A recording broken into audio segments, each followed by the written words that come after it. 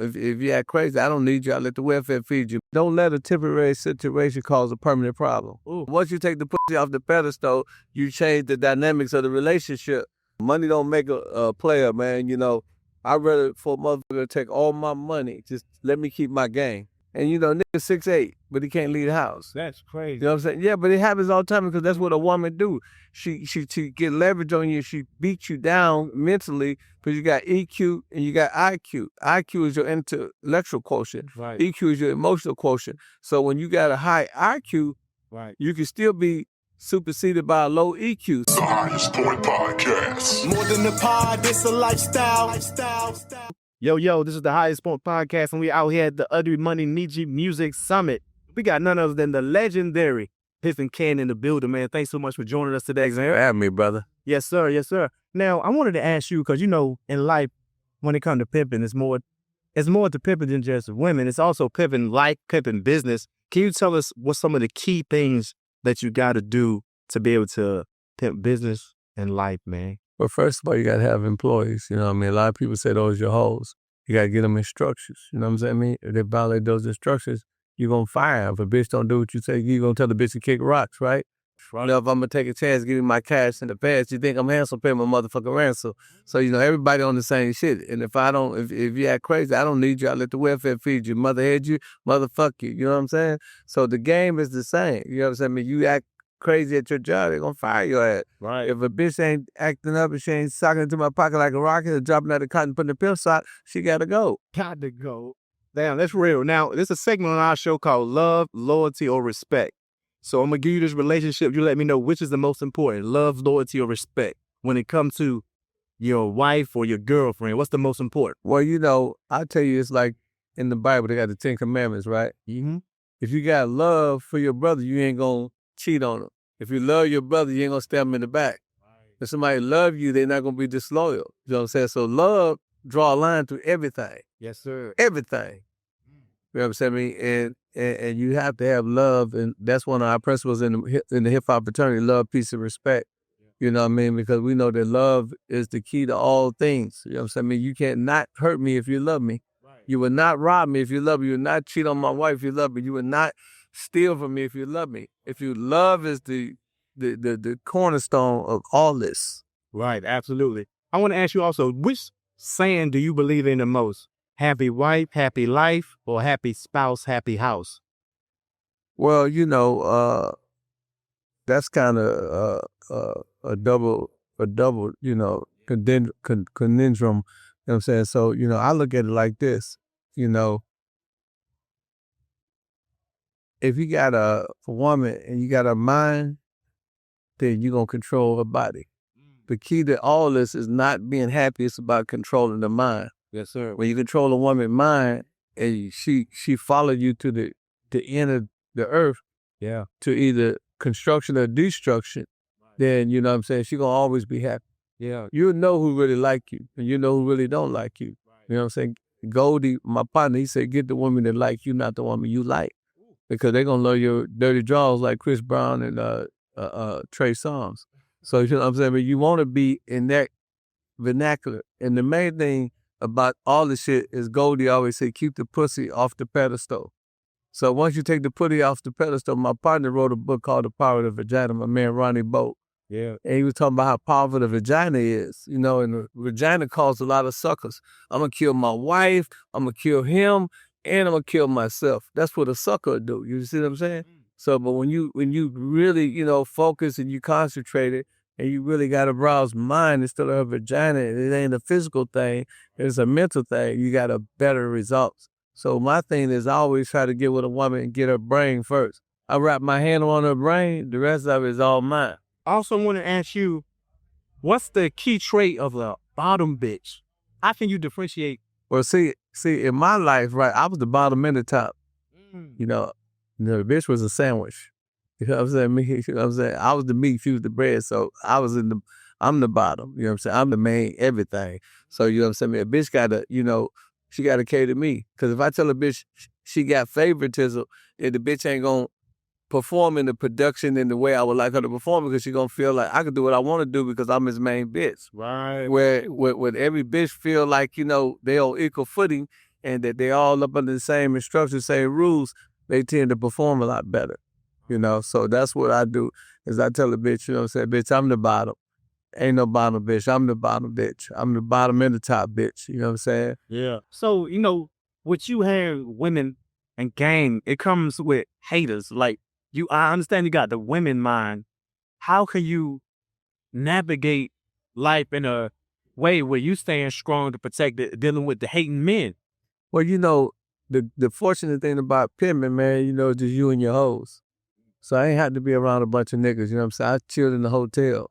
You know what I'm saying? Me and I get in my whip, you know what I mean? Just like an old white man, driving down in a Rolls Royce. I drive down in my whip, got my jewels on.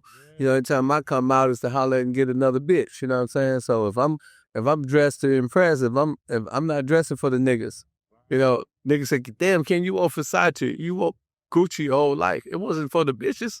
I mean, it wasn't for the niggas, for the bitches. So the nigga is selling the bitch a dream. Hey, baby, I'm gonna get some Gucci. I'm gonna get some Versace. I'm gonna get some big jewels. All this, we gonna be on top. No, I can't. I was the dream that the nigga was selling. So, nigga, I don't want to know you unless I know you through the bitch. Hey, man, got your bitch. Hey, man, I done blow your fuse, put your bitch under new rules. You understand me? Gave the bitch some new tools. You know what I'm saying? Me break the plate on that bitch because she don't eat that no more, nigga. I hope you ain't got no silverware. Right. Nigga, I hope you got some motherfucking some paper plates. You know what I'm saying? Something, nigga, because it's going to hurt. Right. Oh, man, real. Now, do you have any children yourself? Yeah, I got 4 daughters and 2 boys. Wow. I got 3 stepkids. So you have boys. A lot of people would say, looking in, like, okay, what game will you give your daughter? Well, you already know women so well. Well, I have a daughter who's a nurse, right? Okay. All the doctors be trying to hit her up, right? Mm-hmm. I told her, I said, babe, whatever you do, don't give up no cookies and be hard to get. So the leading doctor, the richest dude in the hospital, ended up dating my daughter.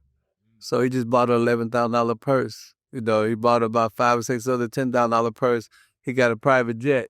They just left from Washington, D.C. Right. So I teach my daughters, man, to aim high and put value on themselves. Absolutely. I tell them, hey, man, if a nigga try you before he buy you, then the thrill is gone. You know what I'm saying? What chase I have if I can just get you on the first date. So my daughters is well schooled and trained in that area, and that's why they got good men, not pimps or not tricks, but good men, because every good man like a challenge. Right. You know what I'm saying? We like to go out to the bitches that's hard to get. Yeah. And you know what I'm saying? When we get them bitches, we feel like them bitches is trustworthy because if I was hard to get, and I know I got it going on, then the next nigga ain't got a chance. Right. And a nigga feel more comfortable fucking with a bitch like that because he say, damn, this bitch is not reckless. She ain't all in everybody's face. She ain't, going to dinner with everybody. She ain't, correlating with everybody. Right. And now he feel like he got a secure relationship because this woman is not insecure, she's secure. That's why I taught my daughters to be secure. And all of them have, pretty good relationships. And the ones that got caught up in false relationships, they excommunicated the relationship. Yeah, 100%, man. Now, let me ask you this. Because you said if a nigga don't try to buy you before he tries, there's something wrong, right? Now, I want to know your thoughts on this whole Shannon Sharpe situation. So, he was throwing his bread out there first with this young shawty, but it all backfired on. Where do you think he went wrong? Well, first of all, man, you got to take the pussy off the pedestal. He was Shannon Sharpe already. He had more value than the bitch. He gave the bitch the value. You know what I'm saying? If you take the pussy away from a bitch, what do a bitch really have, as Goldie like to say? She don't have no value. That's one thing I like about Goldie. He always talk about take the pussy off the pedestal. Because once you take the pussy off the pedestal, you change the dynamics of the relationship. But when you put the pussy on the pedestal and you try to buy the pussy, you try to please the pussy gonna fail you every time. You know what I'm saying? Because the pussy is not the main thing. The brain is the main thing. You know what I mean? You got to get in the whole head before you get in that bed. You know what I mean? If you understand that, then you lost before you even got started. You in the wrong game. Shannon Sharpe is a classical example of what's going on with the black community, period. Same thing went down with Bill Cosby, R. Kelly, P. Diddy, you know what I'm saying, Mike Tyson, Tupac. All of them get caught up in that rape and that bullshit, man, because they understand that a black man is promiscuous and he like to have sex. And they can catch us in compromising situations, whereas the white man a little bit more discreet. He a little bit more freaky, but he more discreet with his freakiness. And we just out there, even though we worth millions and billions of dollars, we forget, the basics. That, when we first get in the game, we cautious. And then we get loose. And we think because, we a multi-millionaire like Lil Wayne. Lil Wayne is not the finest nigga on the planet. Right. You know what I'm saying? He's not a handsome-looking guy by all means, what they would call a handsome guy, but he get more bitches than any nigga that's fine. Ain't it? You know why? Because that money makes him fine. But it could also confuse you and make you think that you really are that nigga when you really just that nigga because of your money or because of what you have. So that can cause you to think, oh, this bitch really love, I'm gonna piss in this bitch mouth. I'm gonna slap this bitch with my dick. I'm gonna kick this bitch ass. Right. Like Puffy did with Cassie, and that shit backfired. Right. Major. You know what I'm saying? Well, not, protect the money. The first thing they should teach every entertainer, by all means, protect the brand and the money. Right. Man, bitches holler at me all the time. You'll love my DM. I'm talking about the bitches in my DM, you will love them. Yeah. But, you know what I'm saying? I disregard the bitches because I know that I got to protect the brand. I got to protect, what I got going on, because if I allow anybody to disrupt what I got going on, then all the time and effort that R. Kelly and Bill Cosby and Mike Tyson and Tupac and P. Diddy put into their careers, into their brand, is gone overnight. It's an old saying. Preacher told me that. He said, son, he said, don't let a temporary situation cause a permanent problem. Ooh. Don't let a temporary situation cause a permanent problem. That's what we as black men do. Yeah. We let temporary situations cause a permanent problem. Yeah, 100%. I mean, because what it seemed like is, to me, I don't think money, if you a lame before the money, you're still going to be a lame after the money. Yeah, money don't make a player, man. I'd rather for a motherfucker to take all my money, just let me keep my game. Ooh. I'd rather run out of money if I run out of game. You ever see a nigga run out of game? You know what he do? What he do? He get to looking for his game like a nigga looking for some cigarettes. Anybody see my game? Hey. Or my phone, my cell phone, you lose that phone, you go crazy. Nigga, and then that's when nigga put his dukes up. That's why you got domestic violence, because nigga run out of game. Right.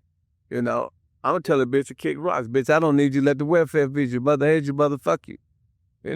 Right. Stand on it too, you know what I mean? Yeah. I do bitches worse than they do me. I don't answer the phones, I hang up. Fuck you, your mama, bitch, don't call me no more. Yeah. And they be going crazy. I'm talking about super duper fine assholes. They be like, please call me, Ken, please call me. And then if the bitch worthy, if I know the bitch is a real bitch, you know what I'm saying, I might give her a chance, but when she come back, I got the leverage. When you let your woman start talking to you, see, here's the problem. Where you going? Where you been? Right. Who is that? Who's at your phone? And after a while, you be like, here, man, I ain't going nowhere. I call you, hey, man, let's go, man. Let's go out to the motherfucking Atlanta Hawks game. Man, I can't go on my bitch trip. She done broke him down. And, nigga 6'8", but he can't leave the house. That's crazy. You know what I'm saying? Yeah, but it happens all the time because that's what a woman do. She get leverage on you. She beats you down mentally because you got EQ and you got IQ. IQ is your intellectual quotient. Right. EQ is your emotional quotient. So when you got a high IQ, right, you can still be superseded by a low EQ. So you can't let your EQ supersede your IQ. Yeah. And because you're not equipped emotionally to deal with a woman's emotionalism, right, then she break you down. That's why women have so much emotional quotient, because they take care of the kids, they deal with the crying baby, they deal with a lot of stuff that men can't deal with. Right. That's why they're a woman. That's why they take care of kids. Men can't really take care of kids. They can't deal with all that crying. They're gonna beat the shit out that baby. You know what I'm saying? So a woman is there to comfort and nurture that child. So when she uses that on you and she debase you, God gave a woman strength, they gave a skunk, a white stripe in the belly full of funk. Once she started funking on you, now it's fucked up. Now you done been debased. You've been emasculated. Yeah. Now you's a sucker. Yeah. So the objective of the game is to keep the momentum and keep the leverage. Never let her get control of the relationship or the narrative. Right. It's always she's chasing you. You the prize. Right. Not they try to say they got a beef about this prize thing. They say the woman the prize. Women get mad at men that saying that they are the prize. What would you say to people like that? You can't make a baby without a man. Right. Women can create an island and they're gonna extinct. In 100 years, they gone. You know what I'm saying? I mean, and you can't make a baby without a man or a woman. So basically, the moral of the story is we need each other. We both technically the prize, but we're talking about in relationships where you the player, you know, a player got to keep the leverage. Right. Now, if you're a happy, go lucky, you know, a wholesome, you know, believe in all of the things that it costs to be with a woman, then you cool. Right. You don't fall in no category. But I have to be in the control. Yeah. 24/7. Absolutely. Now, how do someone keep their leverage? So a lot of men lose their leverage when they stew up. Like they slip up, maybe have another woman. Well, I give you an example. I know this young lady. She got a Rolls Royce. She got 2 Bentleys. How she got the Rolls Royce is by default. Her husband is a multimillionaire. She caught him cheating. Right. So when she caught him cheating, she started talking about leaving. He started showering her with gifts. Right. Once she realized that, she started using that as the barometer and then the metrics to keep him to giving her everything. Now she then became a gold digger and she's a boss bitch by default. Had she never caught him cheating, she would have never knew how vulnerable he was. So he let her get the leverage and she ain't letting up. So he should have never tried to shower her with gifts.